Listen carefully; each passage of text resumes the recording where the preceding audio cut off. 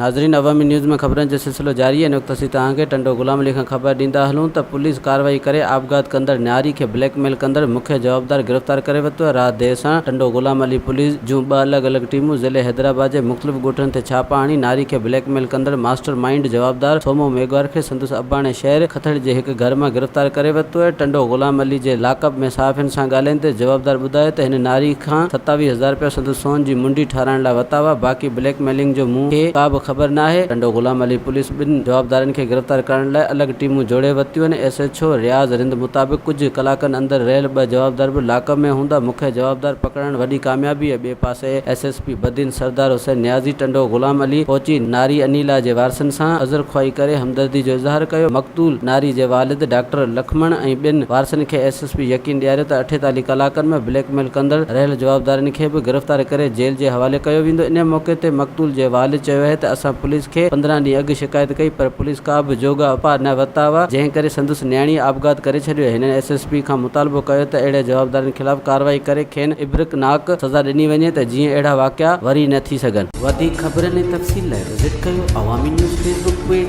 YouTube page ऐं अवामी news website.